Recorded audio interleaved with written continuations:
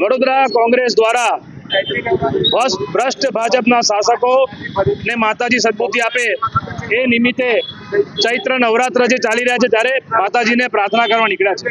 કારણ કે આપણે જાણીએ છીએ વડોદરા શહેરને એક તો નવનાથ મહાદેવ રક્ષા કરે છે અને બીજું માતાજી, તો મહાલક્ષ્મી માતાજી શરૂ કરીને મેલડી માતાએ, મહાકાળી માતા, અંબા માતા અને વહેરાઈ માતા સુધી પગપાળા યાત્રા કરીશું કે આ ભ્રષ્ટ શાસકોને સદબુદ્ધિ આપો।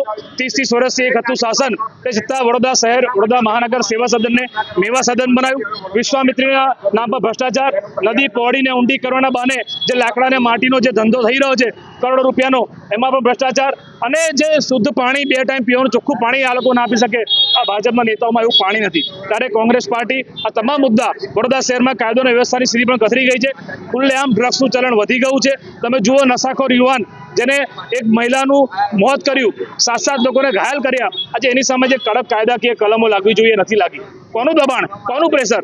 સામાન્ય નાગરિકો માટે અલગ કાયદા અને આ બધા હાઈ પ્રોફાઇલ કેસ માટે શું વારાણસીથી પ્રેશર આવ્યું છે કે તમે શું કામ? મને કોંગ્રેસ પાર્ટીએ કલેક્ટરને રજૂઆત કરી, પોલીસ કમિશનર રજૂઆત કરી, આ કોર્પોરેશનમાં વડોદરાની પ્રજા જે વેરો ભરે છે, વેરાનું વળતર મળે એના માટે કમિશનરે રજૂઆત કરી, કોઈ સાંભળવા તૈયાર નથી।